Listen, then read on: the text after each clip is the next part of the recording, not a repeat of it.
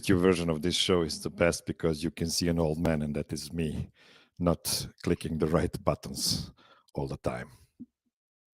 Hello, everybody, and welcome to the 73rd episode of the most artistic Nuggets podcast, according to 70-plus-year-old ladies from Pančevo, Serbia. That group might or might not include my mom. Welcome to the Serbian Corner.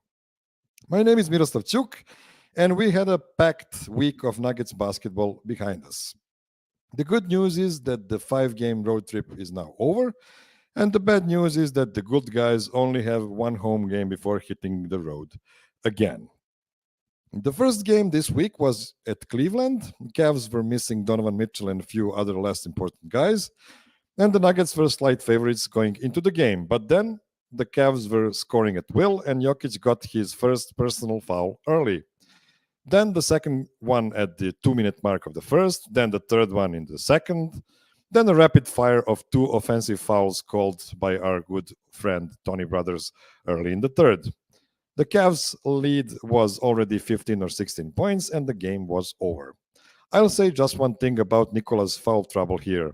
It was obvious that we have too many MVP-level players and too few referee superstars, so Tony Brothers made sure we'll talk about him next time he's delegated for the Nuggets game. 24 hours later, the Nuggets were already in Detroit, visiting a team on an 11-game losing streak. The game didn't start great. Jokic got an early technical in the first quarter for complaining on a no-call. He was visibly frustrated and concentrating on the wrong things, so much so that even the Pistons color commentator immediately recognized what's going to happen. Of course, near the end of the second quarter, Jokic got a pretty soft second technical and was ejected from the game.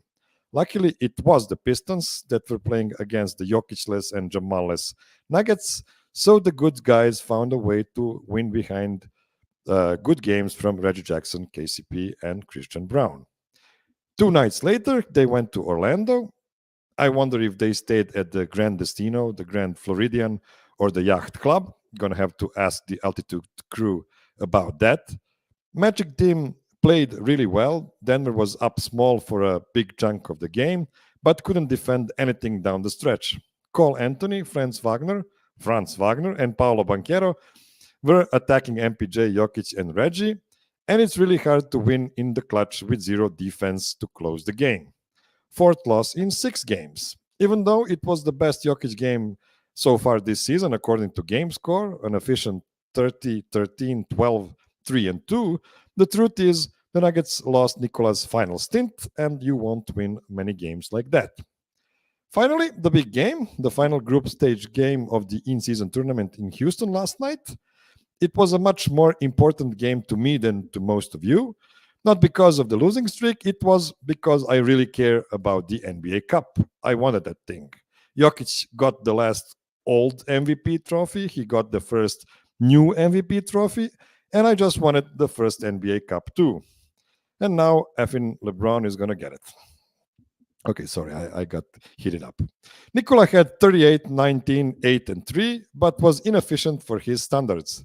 KCP showed up, but Aaron Gordon and Reggie Jackson combined for 1 of 19 from the floor. And you're not winning a lot of games when your 2 starters shoot that abysmal. They needed a 27-point win to get into the elimination round. Instead, they lost by 19, so they were actually 46 points short of the NBA Cup, final round berth.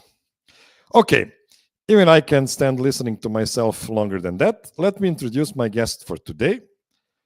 So the Nuggets have lost 5 of last 7, but are still 10-6.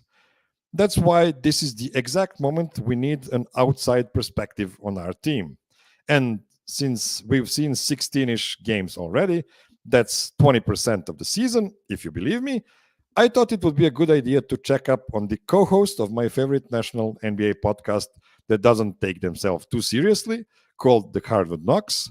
He's also my favorite source of Twitter NBA jokes, but most importantly, a swell guy who is a very competent and hardworking NBA analyst and a writer at Bleacher Report. It's Dan Favale. Welcome back to the show, Dan.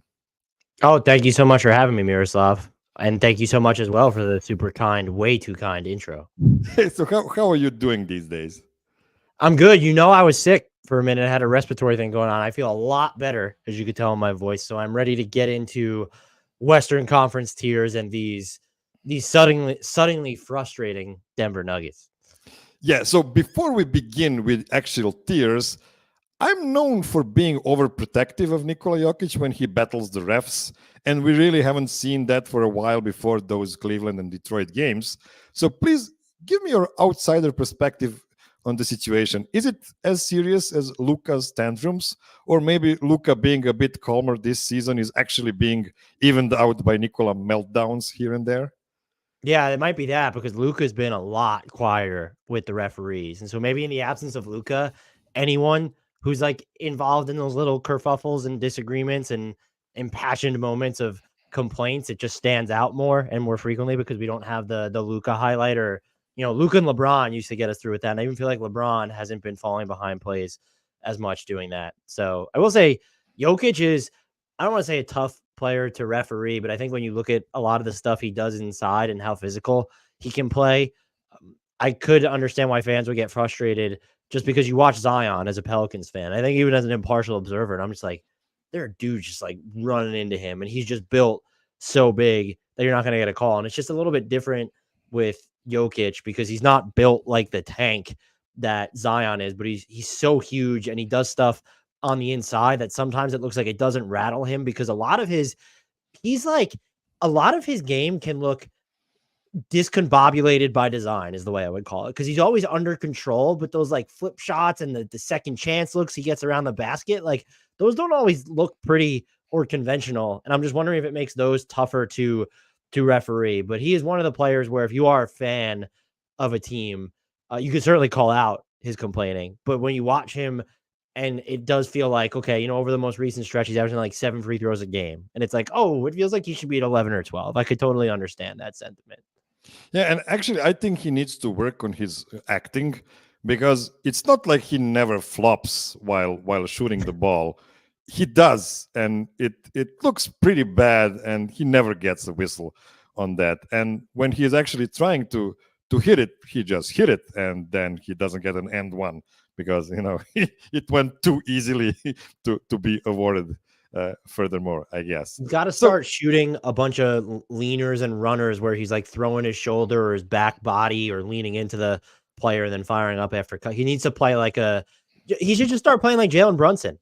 Like he's just one of the guys who's able to do that because Nikola Jokic likes to operate from the in-between too. And Brunson's one of the whizzes at just like once defenders leave their feet, he's not even trying to score. He's trying to like barrel into them and get a shot up that way. So maybe Jokic needs to start doing that. Yeah, we'll see. I know he works a lot on his craft, so that might be actually the next step for him. I mean, we need to find a way for him to get better than what he's showing now, right? So, as I said, it's a fifth of the season in the books, and I believe it is time to react to some trends, and hopefully some of our reactions might not be a total and complete, early overreactions. I wanted to scan the Western Conference and put the teams into certain tiers. So these will be my tiers. I wanted to make that clear from the jump. So please don't aggregate them as Dan's late November hot takes. Please do. That would be the best aggregation ever. So let me pull out my presentation here. So the first tier I have here is called should be in the Eastern Conference, considering how bad they are tier. So this tier consists of 3 teams, and it's the Spurs, the Blazers, and the Jazz. Feel free to call me out if you feel I'm too harsh on any of the mentioned teams, or if I should have added somebody else to this group. The one thing I'll say is I feel like you were too unkind to the Eastern Conference because they might just be deeper and better when you look at the bottom of the West this year. I would agree that these three teams belong in this tier. None of them are trying to win, and I think Jazz fans kind of got a little bit of a wake up call with that because of how last season unfolded. The Spurs should be better than they are, man. They're not good, and it's growing pains. But I think it might be time they need like a floor general in there, kind of like how the Jazz had Mike Conley to stabilize things. And the Blazers, they belong here. I'm assuming the Grizzlies will be in your next tier up. I know they're going to get Ja back at some point, even Smart, but they're dealing with so many injuries that if you told me that the Blazers or the Jazz finish with a better record than the Grizzlies this season, I might not be shocked. Yeah, and you actually guessed it because my next tier is called, well, I don't know what to think of them until they get at least some of their guys back tier.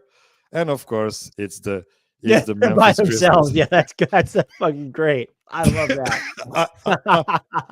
There's no other team like that in the league right now. Is the hole they're in right now just too deep for them to even contend for the play-in place? I guess not the play-in because I mean you just went through the three teams that you just went through: the Spurs, the Blazers, and the Jazz. None of those teams are going to make the play-in, and so now it's okay. So there's only two other teams that they kind of need to fall off. And I think you can look at some of these starts, and we'll obviously get into them as you go to your tiers. And it's all right. The Pelicans are a house of cards because of their health, but they're getting a lot better.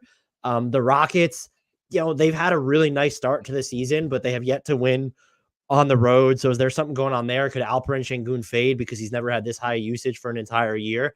And to actually answer your question, when you start going through it and you're looking for teams that could pull back, you might be able to identify one, but the Grizzlies need to leapfrog at least two. And so I do believe that it is too late for them this season because Ja Morant's, we're only halfway through Ja Morant's suspension.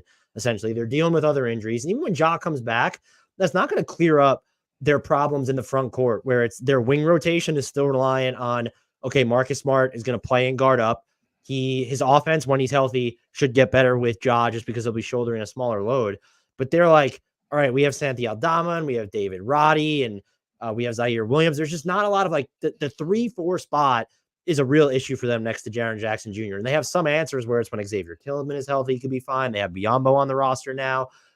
But you can't, I know people have said the West isn't as good as they thought. And I honestly think it's because there are probably 11 teams in the West right now that could be super competitive and dangerous in the right context. And if you're the Grizzlies, and you're 3-12 through the first 15, like if you get to, at this rate, if they're 7-18 by the time Ja comes back, that's super lucky to get there, given how they've played.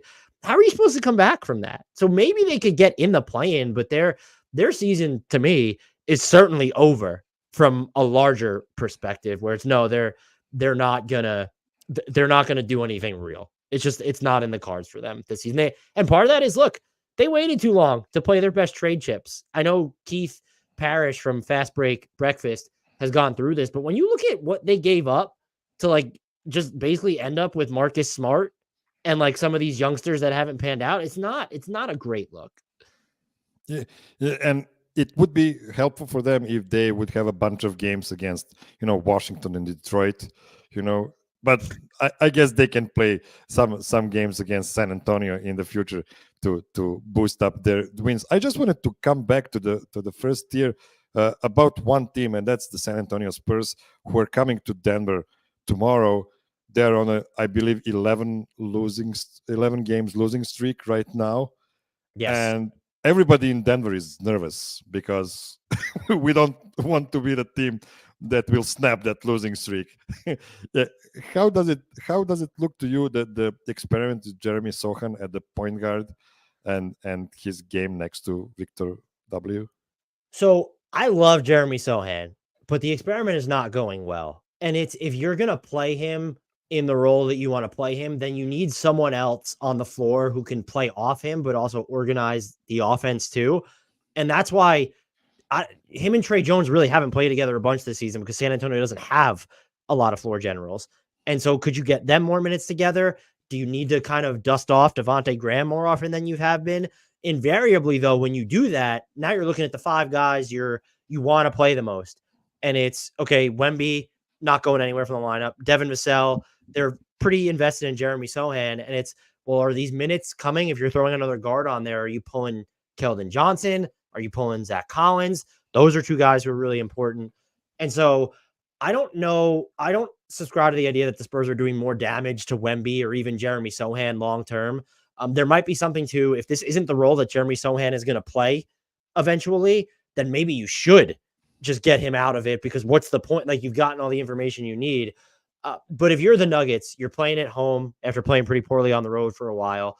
This is a game that you should win pretty handedly, because the offense of the Spurs is just not, it can have its moments, but it does not look cohesive or dangerous a lot of the time. And part of that is, in addition to exploring what Jeremy Sohan can do as sort of this point guard, you're just letting Wemby go out there. They're not necessarily using him in these specific spots. There are trends to what he's doing, but it's kind of, he's floating all over the place, getting the ball in all these different locations. They've given him the freedom to take a lot of fadeaways or step backs. And it's like, we go through this with Michael Porter Jr. a little bit, where it's, you have the size just to get your shot off over anyone. Like, you don't need to create the separation on fades or step backs. Like, just throw that bad boy up there.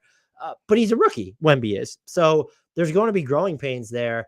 I ultimately don't think, and I counted myself as someone who thought it would pan out, Jeremy Sohan at point guard.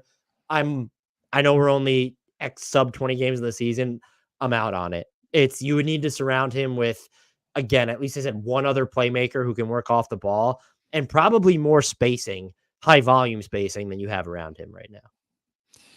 Yeah, it's just right now Wemby looks like an inefficient version of Kevin Durant with like 5 inches to spare. But we'll see what's gonna happen to him in the next couple of years. Okay, let's take one short break, and then we'll return with some better teams, hopefully.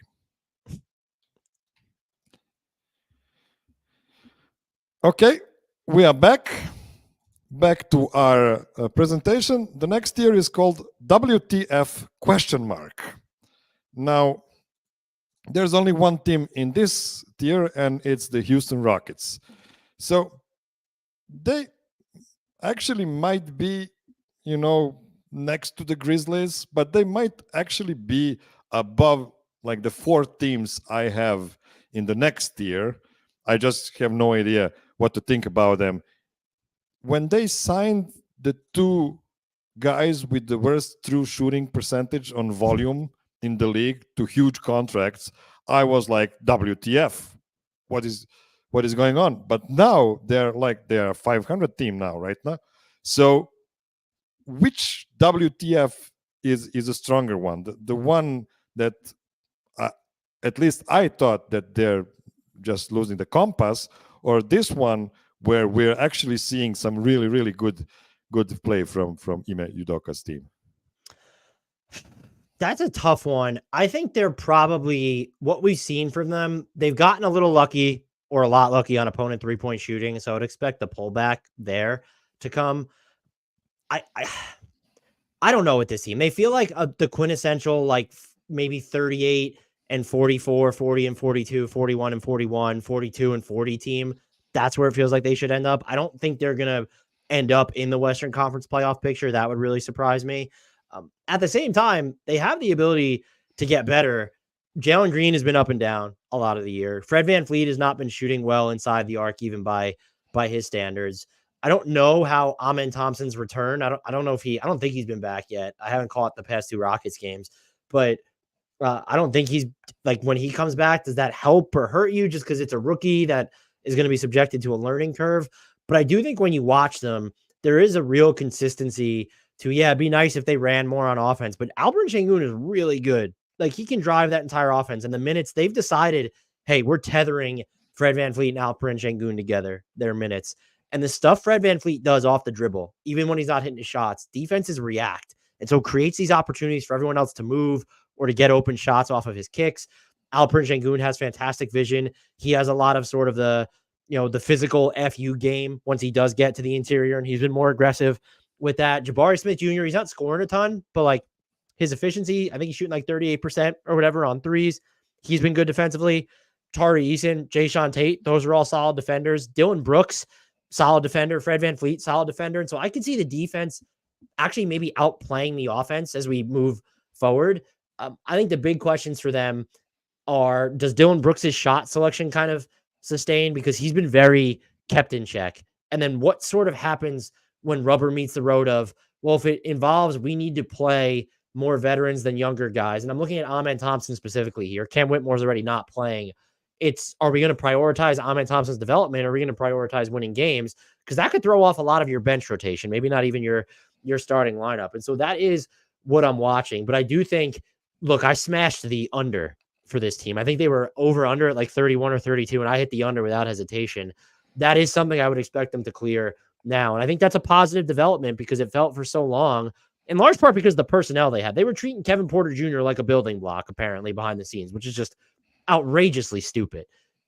So the fact that they kind of have like a direction, not just with their head coach, but the players that are on the floor, and you have guys who have a track record of being good defenders. When you look at Fred VanVleet, when you look at Dylan Brooks, when you look at Tari Eason, there's a base here. And I think that's exciting if you're a Rockets fan. Yeah, two things about them. Dylan Brooks looks like he's still the FIBA World Cup version of himself, like shooting really, really high percentage clips. And Alperen Şengün, I think they said that he grew like 2 inches since last season. And if that's true, that's huge. That's a really, really big thing, because if you want to be good in the West, you need to be able to play against Nikola Jokic. And, you know, if you're a 6'10" guy comparing to a 7 feet guy, that's a big difference. For instance, you have Bam Adebayo, who is a guy that has nothing on Jokic because he's 6'9", and it's really hard for a guy that's not tall enough to guard Nikola. So yeah, I'm actually quite optimistic, and I'm quite jealous of some of the young guys Houston has comparing to the guys Denver has on its bench. So yeah, it's gonna be interesting, at least this season for them. Yeah, they're I think they're going to be like just one of those teams that even if they don't end up very good, like they're going to be just frisky, and they're always going to be looking to win because they owe that top 4 protected pick to OKC this year. Man, I listen to your shows way too often, because my next year is called everybody. Actually, now that put a pinpoint on that. Frisky is actually in the next tier. So this tier is called everybody thinks they're good, but they kind of suck tier. And it's the 4th. You had the Rockets below this tier? Wow. Yeah, I think. Whoa, this is a spicy tier. Oh my God. Yeah. So we have the LA Clippers, we have the Golden State Warriors, we have the New Orleans Pelicans, and we have the Phoenix Suns. Now, I know this is a mishmash of different teams. They all look pretty bad right now, and I don't expect them to stay at the same tier until the end of this season. But first, let's see, who would you put the Rockets above from this group? Well, yeah, the title of the tier just threw me. I think the Rockets are probably in the right place, but to say that these teams might suck just feels, and honestly, what's ironic, I mean, I guess the Clippers have a case to be in that thing. It's the Warriors. I look at the team as of this 4 that I'd be most concerned about, because the starting lineup, when it was at full strength, before the Draymond suspension, before the Steph injury, that quintet was getting annihilated. And that was one of the best 5-man units in basketball last year. Andrew Wiggins does not look the same. Clay, even on his good offensive nights, and he's not getting good offensive nights every single game, he's just not there on defense anymore. And I don't think, when you look at kind of the reserves, even though they've done well in the minutes without Steph Curry when CP3 is running the show, you look at Moses Moody, you look at Jonathan Kuminga, and it's like, have they done enough to say, well, these guys need to close games over a Clay or an Andrew Wiggins if those two don't have it going? It's questionable, but it's also a legitimate conversation. The Warriors seem to be searching right now. Part of it's availability, but like, no one really expected Brandon Podziemski to have this role in year 1, and he's had a fairly steady role lately. So they might be the team I'm most concerned about, in part because my expectations for the Clippers are just so low at this point, and they have picked up a few wins in their past 4 games, one of which came against the Rockets, but the other 2 came against the Spurs. And then you go up and you get slaughtered by the Pelicans. So I'm just, with the Suns, look, Bradley Beal, Devin Booker, Kevin Durant have not played a single second of action together. They're going to be fine. I think, look, we've even seen it. They're on a long winning streak right now. And ever since Devin Booker has come back, a lot of the problems that were haunting them, where it's, okay, well, who's going to be your second best player every night or your best ball handler? That's no longer an issue because Devin Booker's there. The attention that Kevin Durant is seeing in fourth quarters, in half court sets, he's still prime time, but it's not as many bodies because Devin Booker is there. He is, I still don't think people appreciate how good he is as like a point guard or a floor general, whatever you want to title it. This is just one of the, like, forget shooting guard, point guard. This is just one of the 5 best guards in the league right now. Like, there's Luka, there's Steph, there's Shea, and I think those are the only 3 players that you can, unless I'm just forgetting someone like really ludicrous, to say those guys are definitely better as guards than oh my God, Devin Booker. And so, like, that's huge for them. They're going to be fine. I have questions about the defense, which has started to slip. But even when Bradley Beal comes back, offense just might be so good, and you'll be so much, not less reliant, but you don't need to live and die by as many, okay, well, what is Nas Little or Keita Bates-Diop or Josh Okogie doing on offense? You can have those guys in and not need as much of a lift offensively from them. I think they're going to be really good if they stay healthy. And the team I might be highest on in this tier right now is the Pelicans, because they're playing like gangbusters. Zion, I know a lot of people have said this, there might just be something to, if he's going to miss all that time like he did last season, his ramp up just might be a little bit longer than most. He's such a unique physical specimen. He's starting to look more like himself. The minutes with him and Ingram, they were getting killed at one point. They're starting to win those. They've started to unlock different units and combinations with the way they could play. We know what was happening with the CJ McCollum, Herb Jones, plus, like, some bench players, Jordan Hawkins, and maybe a Dyson Daniels with Jonas Valanciunas playing, or maybe you have a different body in there.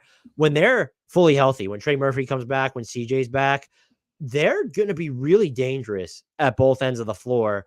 And, with all of these teams, I think health is probably the biggest question mark for them, where it's like, you look at, I think the Warriors and the Clippers have the most, like, top end. Oh, is there a question mark of how they're playing? Looking at Wiggins and Thompson, or Russell Westbrook has been so bad. And then the fit in LA, they need to figure out, they're getting killed when Russ and Harden play together, and they've gotten rid of a lot of those minutes. But is that sustainable over the long term? They're playing PJ Tucker at the 4 for stretches. Can you get enough spacing and offensive usage so that what he does on offense, which is nothing a lot of the times at this point, doesn't hurt you as much? So there's a lot of, even with the Suns, you're looking at the back end of their rotation where it's, okay, well, let's say they're fully healthy. Who are their 4th, 5th, 6th best players on any given night?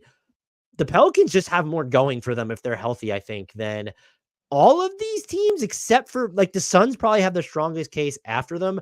So I actually don't think any of these teams actually suck. If you're looking at potentially, they're quintessential high ceiling, incredibly low floor teams because of the health question marks that they're dealing with. And I think that's what all of them are sort of facing. Although the Warriors, they've looked pretty bad even when they have anybody at points. So maybe it's time to I think it's right that they're all kind of in a tier, because we have questions about, we haven't even seen their full groups together for a lot of the time yet, when you're looking at Phoenix and LA and New Orleans specifically. So these are teams that are definitely tough to wrap heads around. I will say I'm very optimistic on the outlooks of New Orleans and Phoenix, though. Those are teams that I would be like, Phoenix, I'm still just ready to say, even if they don't have a top 4 seed, like, I still think they and the Nuggets are the 2 best teams in the West. And New Orleans and Minnesota might belong in that tier now, but, like, New Orleans has the potential to enter that top 4 tier, because that is their ceiling for sure. Okay, one thing about the Pelicans is that they're missing CJ McCollum, and thanks to that, they're huge. They're really big, because CJ is a kind of a small guy, and a guy you can attack, with your half-court offense. And I actually think that they might be better without him at this moment, because they're just a menace to play against, even though CJ is probably their 3rd best player. You are sort of touching on what has become a discussion nationally, and I think even in New Orleans circles, is, should CJ McCollum come off the bench when he comes back because of how well the starting five has been faring right now. And it would be something that's interesting to look at. They have a lot of different things they could do when everyone's available. Just because like Trey Murphy and CJ are out, but they have Jose Alvarado, Larry Nance Jr. came back, BI came back. So they just have a lot of different bodies. And I still question whether they have enough shooting, even with Jordan Hawkins and once Matt Ryan gets healthy. At the same time, when Zion is Zion, he's just shown that spacing doesn't matter. It's no, I'll just go through 4 or 3 dudes and get to the rim anyway. And we've seen that over the past couple games, I think. And so their ceiling's a lot higher than I think their initial. And look, they had me, I'm a Pelicans guy, but they had me like ready to deboard the bandwagon at one point this year, and I was clinging to it. So if it looks like that will pay off, they're probably the most fascinating team to me of these 4. That's for sure. Okay, it is time for us to take another short break, and then we'll get into some teams I'm even more impressed. Don't go anywhere.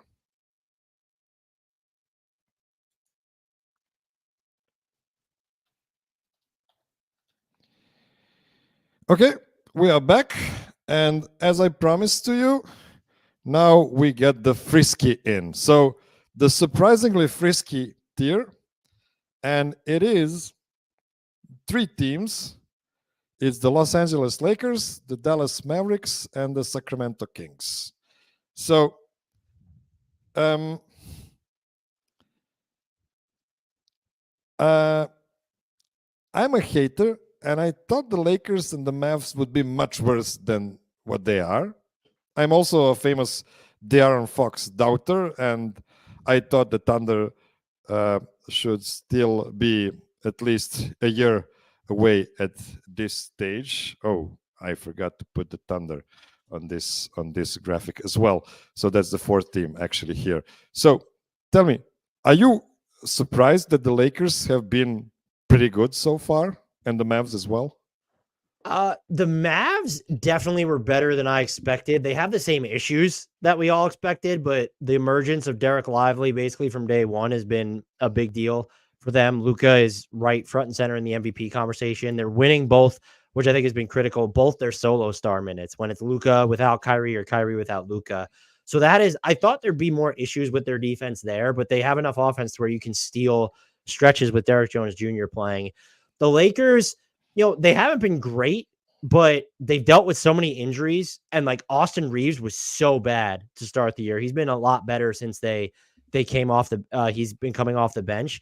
So I don't think that they're surprising me too much. And I would probably I would have the Pelicans and the Suns above both of these teams right now.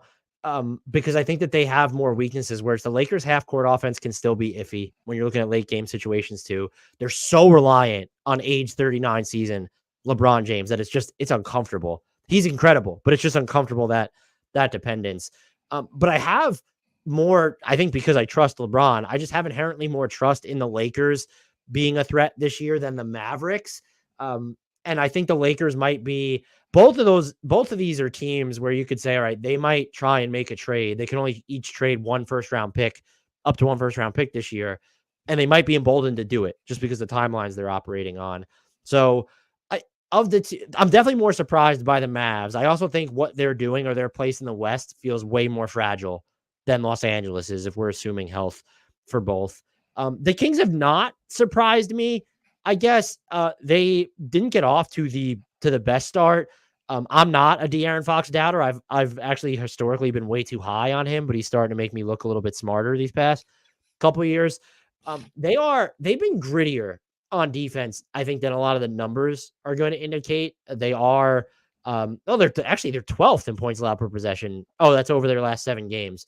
But they have a defensive switch, and they're a team. They've got trade assets. Like if an OG Anunoby becomes available, or if a Mikal Bridges becomes available, or if it's just another, you need defensive help on the wing to plug into those 3-4 spots to maybe replace some of the Harrison Barnes minutes. They're closer to the tippy top of the West than not for me. And so they just haven't surprised me. If anything, they've underachieved a little bit. And a lot of that, I think, is just maybe people didn't realize how important De'Aaron Fox was, because when he was out for a little bit with that, I think it was the sprained ankle, they did not look great. And then the Thunder, they're surprising in the sense that Sam Presti comes into the season preaching, we borrowed wins from the future. This is not the year to go in on a star trade. Like, we're fully prepared to experiment, and this is still kind of rebuild. That's the messaging coming out. And then they're just hovering around the top of the West. They have a top 10 offense and defense at the moment. They're basically top 7 offense and defense. Everyone has basically improved with the exception of a couple guys. Casey Wallace has been great. Isaiah Joe's been great. Chet Holmgren is the rookie of the year right now. So, and Shea remains Shea. Shea might be the MVP. I mean, when you look at the early season MVP candidates, there is Shea, there's Jokic, there is Luka probably belongs there, and there's Tatum, and then Steph was at that level, but then he missed time. Did that actually help his case? Because the Warriors still aren't, built to operate too long without him, even though they're losing a lot of the minutes with him now. So there's noisy there, but those feel like the top 4 right now. Maybe Embiid belongs in there, but Jokic, Luka, Shea, and who did I mention that I already forgot? Tatum. Yeah, those feel like the 4 guys. OKC's just like ready. I don't even know if they need to make a trade. We know the Josh Giddey allegations for the inappropriate relationship with an underage girl. That's certainly harrowing.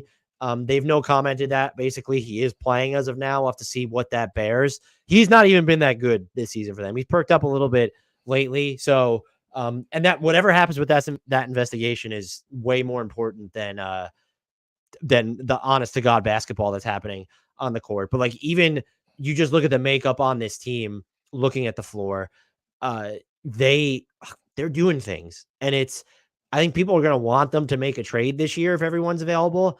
And the thing is that as of right now, they're still experimenting with their rotation. If they just wanted to tighten it, they might not need to make a move. It might just be, no, we're going to tighten up these minutes, this rotation a little bit when it matters. So honestly, of the tier that you just laid out, there is a chance. I would still put the Kings as the top team of those 4. There's a chance it's Oklahoma City. It feels like the Kings might have a slightly higher ceiling at this point, only because you could see the Thunder kind of all of a sudden pivoting to, well, no, like, we're playing Kaysen Wallace and Ousmane Dieng a bunch of minutes here. And we're going to see Micic get even more time too as the season goes on, because that's what they want. Maybe they don't do that. Again, they're so good that at some point you can't justify experimenting unless you're still winning at this clip. But those are the 2 teams. I think OKC and Sacramento are to me, clearly the best 2 teams from this tier. And what's interesting to me is that Presti's talk about them borrowing the wins from the future. Is it fair to Shea? I mean, Shea is so good. Like, why wouldn't you want to put an amplification on this season and just try to be awesome this year? Yeah, I mean, because right now they're awesome while experimenting, and so it's all good vibes. It comes to, let's fast forward a month. They're going to hit a rough patch. Every team hits a rough patch. How do they react to that? And my guess is they'll do nothing. Like, maybe they make a trade where they're folding Davis Bertans' salary into a different salary they can move over the summer. It also matters who comes on the trade market. They're going to want someone who's under contract, fits with the timeline. And that's like, a lot of people are like, well, Pascal Siakam would be great here. Zach LaVine would be great here. And it's like, that doesn't really fit. Well, the Siakam idea is semi-interesting, but he's going to be a free agent. And OKC's not. I just don't think they're going to mess around with that. And if you're winning at this clip, you almost can't. It's not that you can't justify making a bigger trade, but who are you getting rid of then? Like, you can get rid of all the future picks and I guess Davis Bertans' salary. And so if you're just tacking on to this core, but then it gets an issue of, oh, well, where are those minutes? Like, who are we pulling minutes away from? And I think a lot of people, and this is independent of the allegations against him, they're going to say Josh Giddey. They're not wrong, because like, his fit is weird. And he's needed to be on the court with Shea this year. Otherwise the Thunder have been really bad.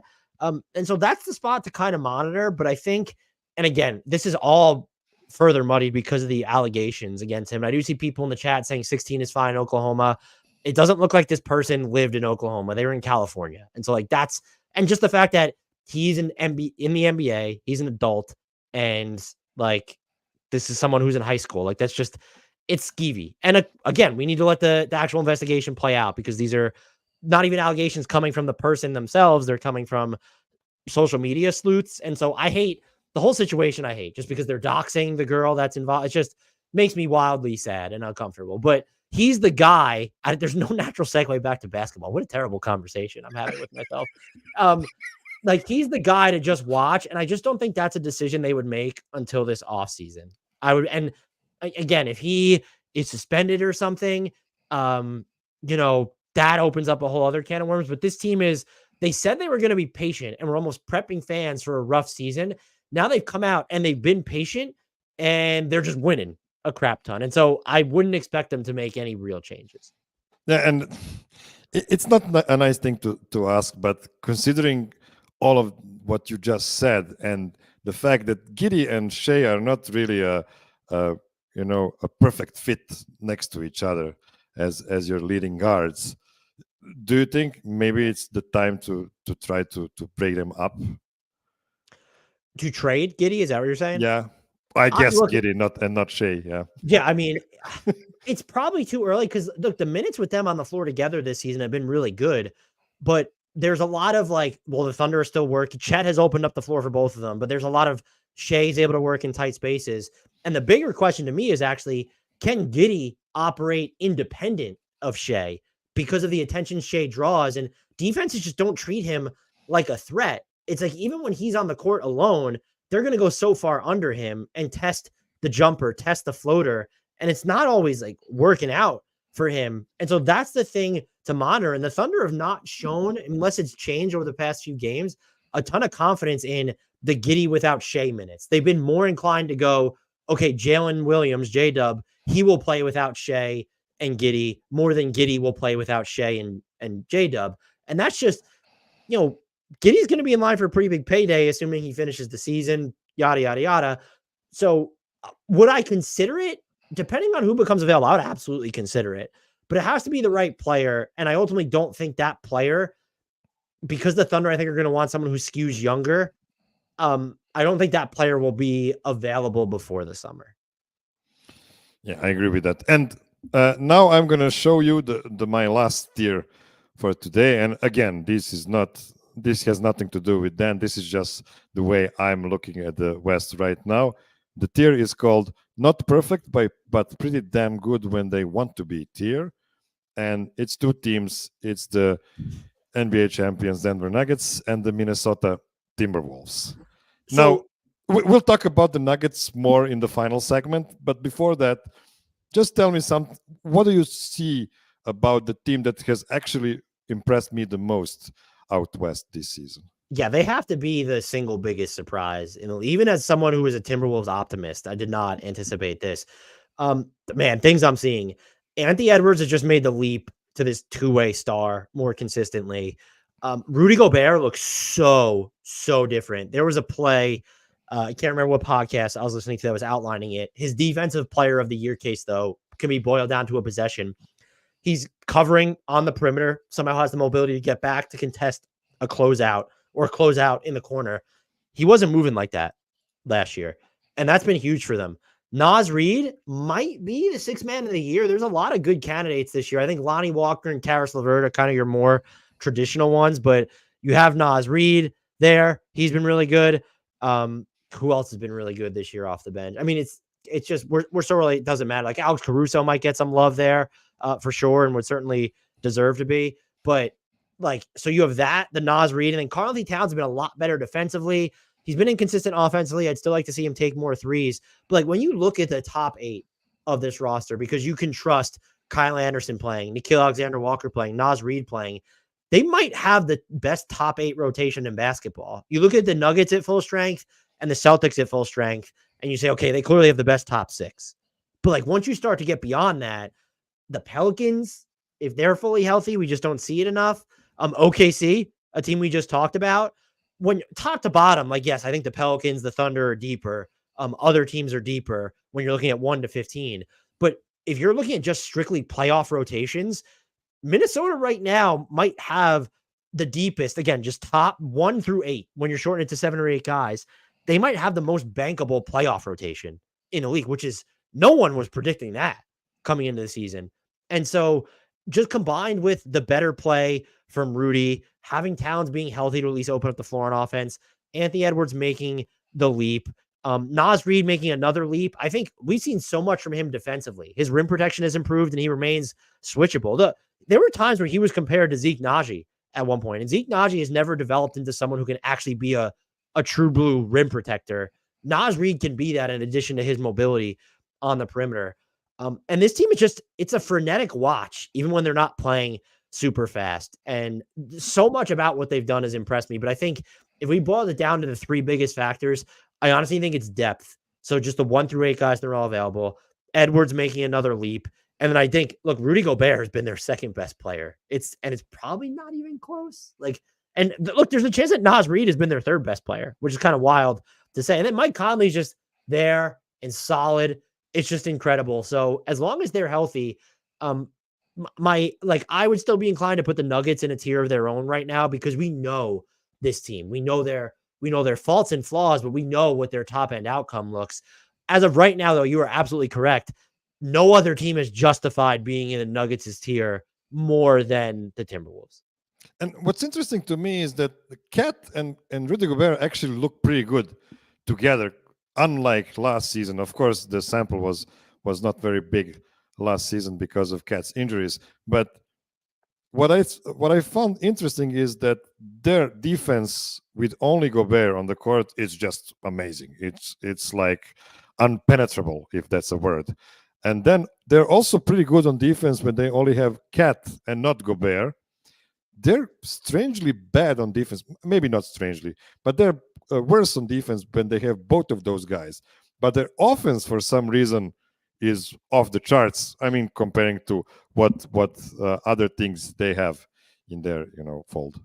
Yeah, I think without knowing like the actual lineups that have been run, my guess would be like those two are playing so many minutes next to Mike Conley, Anthony Edwards, that the offense is guaranteed to be better in that. And then Towns just being a better offensive player. I think when you look at them defensively, though, they have the luxury of covering up for Cat better than any Timberwolves team in recent memory. Because now Rudy Gobert, we've just ad nauseum talked about his mobility this year.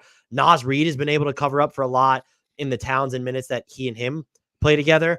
And then Towns has just been better defensively in terms of being in the right spots. I still think he can be just sloth paced and get caught off guard and be at these weird angles when he's in space, and teams will still continue to attack him. But because it's not just Nas, like when Jaden McDaniels is healthy and you have Kyle Anderson to pair with him and Anthony Edwards, and then just knowing that you can count on Mike Conley and Nickeil Alexander-Walker has been great defensively for them as well. There's so much defensive talent surrounding him that I think they've been able to insulate Karl-Anthony Towns better than they ever really could have hoped for when they first made the Rudy Gobert acquisition. They always looked like a Nuggets killers, and now when you see that they're actually very good against other teams as well, they might be really scary this season. And I didn't catch the game that the Nuggets and Timberwolves played earlier this year, but people were telling me that the stuff that works, and it makes some sense, but it's you have Rudy Gobert playing down low, and Karl-Anthony Towns is going to be the guy that's like guarding Jokic, and it just works. I don't know if it's a size and strength thing, or if it's just the idea of like Rudy Gobert not having to be tethered and taken away from the basket, because that's what Jokic could do. I'm interested to see if it would hold up over the course of a series. If these two, like one game in the regular season, sure. But like I think that the Nuggets could do some interesting tactical things to make those moves difficult on Minnesota. And my gut still says that if these two teams got in a series, Cat would be exposed by the end of it. And again, that's probably on Denver being healthy, but the off-ball movement that Denver can generate, specifically inside the arc, that can hurt Cat. And I know Rudy Gobert being off Jokic kind of can derail some of that movement, but I think I do think over the course of a series that it's kind of quaint to see over a game or two, but over the course of a playoff series, I think Denver would really bust through that model and force Minnesota into some compromising decisions.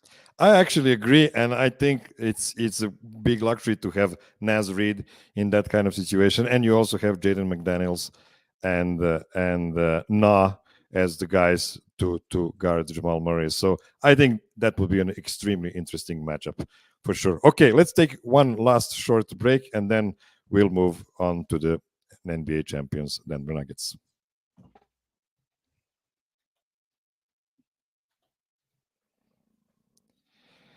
Okay, we are back. So the Nuggets lost Jamal Murray to hamstring injury, and at first it looked like they would be fine with Reggie Jackson filling in the starting lineup really well.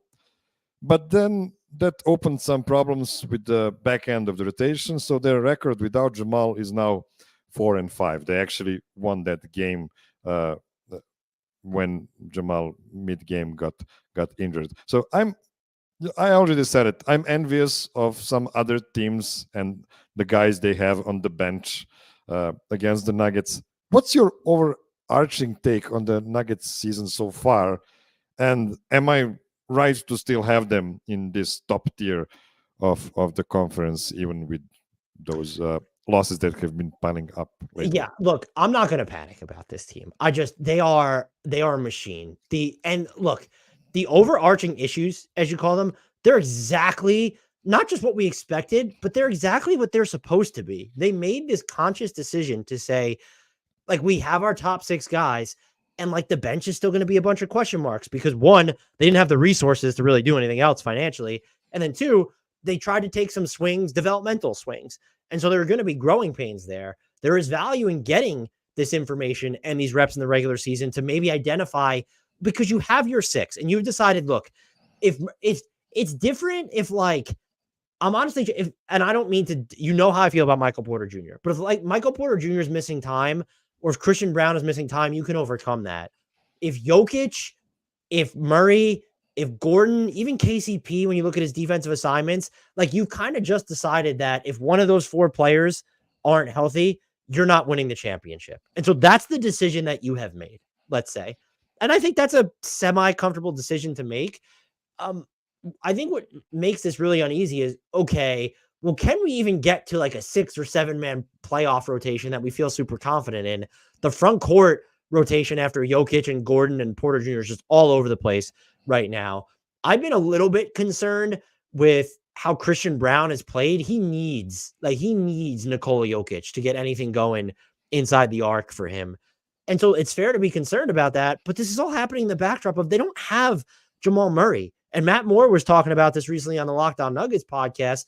Like, Reggie Jackson's been good for a lot of the year, but now all of a sudden he's going up against not just league guards, but league guards who are then defending him because they're not going to defend. This is what Matt Moore pointed out.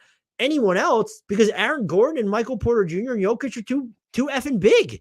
And you're not going to throw them on KCP because that feels like a little bit of a waste, just he's not doing as much on the ball. So I do think they need at least another veteran in this rotation because it's Christian Brown has earned the benefit of the doubt. But if you're waiting for a Julian Strawther or, the Zeke Naji ship seems like it's sailed. Every year is the Zeke Naji year, and then every year it's not the Zeke Naji year. But if you're counting on Peyton Watson, like those are where you're getting into risky areas of, well, are these guys going to be good enough when it matters most? And that's the question they have.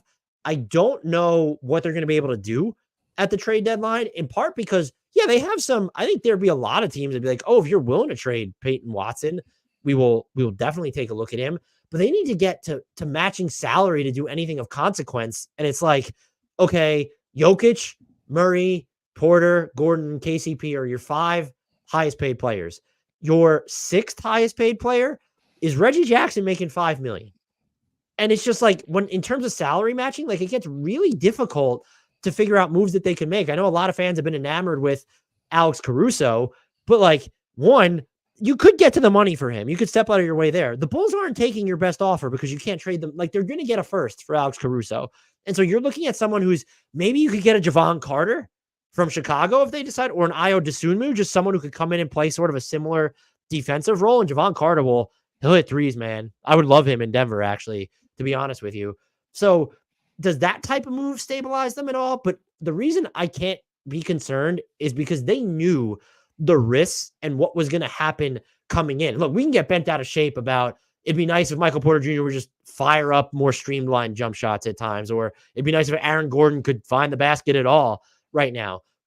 Those things are going to be fine. It's, if you believe that Jamal Murray and Nikola Jokic are going to be healthy, and I would say, I think Aaron Gordon's probably their 3rd most important player when you look at the playoffs specifically. So if you believe those 3 guys are going to be healthy, you will have a chance. And it's, can we carve out another spot or 2 in the rotation that isn't so unpredictable? I think for them to get to a point where they have 7 guys who they can trust in the playoffs, they're going to need to get lucky on the trade and or buyout market, though. And that's just where I'm at with this team. I think what we saw at the beginning of the season when they were healthy, their defensive ceiling might be even higher than last year. And a large part of that is, one, KCP's been incredible this year.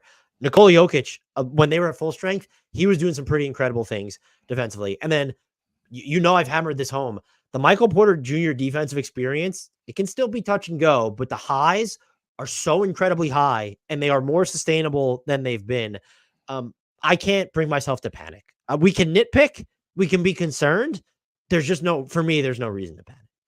Yeah, I think the biggest reason why Michael Porter is so important to this team, next to his length, which helps the whole team grow crazy long, is the fact that he is such a perfect pairing next to Aaron Gordon, because Aaron Gordon is just the most important guy on that defense, and he is, he's not a confident shooter. Mm. He can hit some shots, but then he can go 0 for 12. He will miss some shots. He will miss some shots as well. So you really need Michael Porter to stretch that court out so that Aaron Gordon would have the space to operate in the dunker spot and stuff like that. And KCP is a as close to a knockdown shooter and a good defender as you'll find in the league. Jamal Murray is there. One thing that concerns me a bit is the fact that we're talking about some veteran help that might come, or maybe not even veteran help, but just some other guys to be able to join the bench of the Denver Nuggets. And the thing is, in the last 6-7 years, we've seen a plethora of players that were trying to play good minutes without Nikola Jokic on the court, and none of them made it. None of them.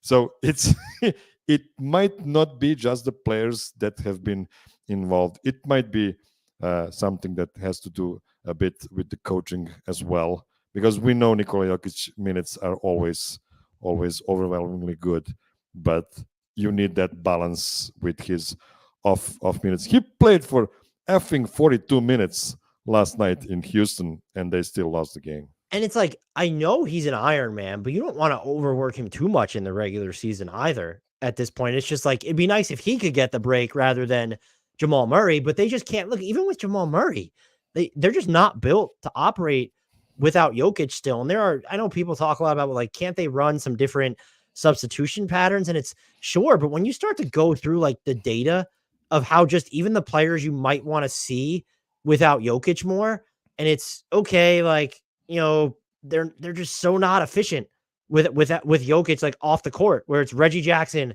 even when he was playing a bunch with Jokic off the court, an effective field goal percentage of 48 when Jokic isn't on the floor this year. Aaron Gordon's effective field goal percentage without Jokic, 37. That is incredibly low. Jamal Murray's effective field goal percentage without Jokic this year, 37.5. Like, I think the one thing you could try, and I just don't know, like, Michael Porter Jr. might be built to play some more solo minutes. He's just not, as a scorer, sure. As a facilitator, it's okay, no, but he has a 59 effective field goal percentage without Jokic on the court, which is really good. And so could you just try and build more punchier units where, okay, Jokic is off the court and you're going to like have Michael Porter Jr. scoring to lean on? You need guys who can provide not even net positive minutes for your team, but net positive play as an individual without Jokic. And there are so few guys on this team who can do that, even within the starting lineup. I would argue that there are 2 guys on this team that could feasibly be, as individuals, I don't even know what it would look like for the larger impact on the team. And well, actually we do. Like, we've seen the Murray without Jokic minutes, and they're not spectacular, but he's one of the guys. And then it's MPJ. And so it's like, to not have another option with that. And I think the biggest need you could say is they need someone to be like the idea of Christian Brown and Bruce Brown together is what they need. And you're just not going to find that with the tools that they have. And even if Peyton Watson pops all of a sudden and stays that way, what is that actually doing for you in the now? He's not a creator. And so it's like, do we need Jalen Pickett? Like, is that the one you're looking at? Because his minutes are, they're going to dissipate when you have Jamal Murray and Reggie Jackson. So like, it feels like they're not one player short of winning a title, but it feels like they're one player short of like, we can breathe during the non-Jokic minutes at least. And I know at the beginning of the season, it was like, oh, the non-Jokic minutes look better. That kind of faded quickly. Even before the Jamal Murray minutes, they were outscored by 15 total points without Jokic on the court. That's a doable margin. Now that thing is ballooned over their most recent stretch to like, I don't even know. I think they've been outscored by like 70 points without Jokic on the court during this like recent road, disaster, whatever you want to call it. So like, I don't want to say it's unsolvable, but with the resources they have at their disposal, it's kind of this active decision that they've made. And they've been outscored by 29 points without Jokic on the court in 104 minutes. So that's not great. And during this 7-game stretch too, the starting lineup has been outscored by 30 points. So like the starting lineup with Reggie Jackson. So if you're not going to decidedly win, yeah, you'll win the minutes with Jokic overall. But if you can't win the minutes in the lineup that he is going to spend the most time in, I don't know if you cuss on this podcast, so you're screwed. So I won't drop the F-bomb. It's just like, again, this is a problem that you understand it because of how they allocated resources to their top guys. I mean, they just won a title by doing that. So it's hard to refute, but there's a trade-off there, and we're witnessing it. And it's part of the reason I'm concerned, but I also can't get up in arms about it because it was an active decision. And for some reason that makes me feel a little better about it, even though that might be illogical. Yeah, I think that most of the well-informed Nuggets fans will tell you that they are prepared for some frustrating regular season, but we know what is the prize in sight, and they probably need 8 guys for the playoffs. You can survive with 7. 7. Yeah, they did 7 last year, I would say, right? Unless you count, Jeff Green, the data was terrible, but Christian Brown was the 8th guy actually last year, and he played some really, really good minutes in the finals. But what I want to say is you can do with 7, but one of the guys off the bench like has to be a big. You cannot play just guards off the bench. And if Zeke Naji is your best big, that doesn't sound promising. So this is the thing I'm looking most towards in the next months for the Nuggets basketball. And I think that extension he got is quite strange right now because he's not that easy to trade because of it. I think, well, yeah, but it's not too hard because it's so cheap. So like the poison pill provision doesn't mean as much. It's felt more like a future move where it's, oh, we want this, whatever he's locked into next year is going to be 8.8 million. Like that's a nice salary matching tool on a very low stakes contract that's declining on a player who's he's not even 23 as we're recording this. Yep. So that's what the logic there felt like. I actually had a question for you though, because you mentioned one of the players on the bench has to be a big. Now I just mentioned how important it is for Aaron Gordon offensively to play with Nikola Jokic. What do you sort of make of the idea? And they've killed during these minutes. It hasn't been a ton. Like Aaron Gordon at center kind of works. Like, would you like in the playoffs specifically? I think you have to be open to it now. But is that something you could see them trying out a little bit more frequently, or they don't want to put that wear and tear on AG because of how important he is defensively to the Jokic lineups? Oh, they have been trying it already several times. They're killing people when they do it too. Yeah, they haven't tried it last season almost at all during the regular season. Then they were killing people in the playoffs with that. But the thing here is that Michael Malone was actually panicking a bit, and this is why he's okay. No more Zeke Naji tonight. We'll just play Aaron at the 5, and we'll hopefully survive that. We still had Jeff Green, who is a beefy guy. I mean, he was a pretty much net negative most of the playoffs, even, and not to mention the regular season. But Michael Malone still felt that he needed some more beef in the paint when Jokic would go out of the court. You know, and Jeff Green had Jeff Green is like the king of having moments that make you think he's still really good, and then you go back and you watch other moments, or you'll see the data, and it's like, oh, like no. And what's also tough is because Nikola Jokic is your best player, and he's going to play. I don't want him playing 42 minutes in November. I will take him playing 42 minutes in May. What are you supposed to allocate to someone who, when it matters most, in theory, is going to play 6 or 8 minutes a game? And that's where it gets challenging. And so it's, maybe they could have done a better job like signing a minimum. Like, I'll go this route. Bismack Biyombo would have done infinitely more for this team on the court than DeAndre Jordan is ever going to do for them. And so you could have saying, but you talk to all these people around the NBA, and I think the emotional component of having DJ there, like that's going to matter to them. So can you find a really cheap big on the trade market? Because when they're making minimums or close to it, now that becomes more workable. And that in theory is something you could address because, hey, that shouldn't cost too much. And we don't need this guy to be a star. We need him to play 8 to 10 minutes a game during the playoffs at most. And so it's I know some people floated Andre Drummond. I have no desire to see Andre Drummond on this team. I'm not going to lie. I just don't love, I don't think it's going to be good. I don't think it would be good. But like, I see someone in the chat get Boogie back. I don't really know if, no, I'm good without that. But like this isn't because the way they run their offense, but like a Jericho Sims from New York, like who's not getting minutes. I mean, you're not going to trade for Hartenstein. Like they're using him too much. Could they be a team? I didn't think of trade targets before I got here, but like you can get a super cheap big for the most part. And that's at least okay. That feels feasibly addressable, but where like a lot of this, if you want like a better creator off the bench or a better wing off the bench, those players traditionally cost a lot more. And so that's just where you get into some like really interesting and tough discussions. But if I'm them, I would be with you if you're to minimize how long you need to play Aaron Gordon at center. I mean, look, you might not need another big man in the playoffs because Aaron Gordon at center for 6 to 8 minutes a game could make a lot of sense and like, minimal issues. But otherwise, maybe they get, like I said, the buyout market, or can you trade for just someone who is so cheap right now that it costs seconds or something. And then just like you have to send out the requisite salary match just to get a body in there. And that's it. Again, that's at least something that they might be able to address. Okay, then thank you so much for letting me force you to speak about the Nuggets longer than you usually does. Do you want to promote something before we go out? Just check out the Hardwood Knocks podcast. I'm sure it's all Nuggets fans that are here, but we cover the NBA at large, and we have a lot of fun, and we do a really good job with it. So Hardwood Knocks, YouTube, Spotify, Apple, wherever you get your podcast, just search the name Hardwood Knocks, spelled exactly as it sounds. Thank you very much. And before we meet again next week, my dear listener, idemo Nuggetsi.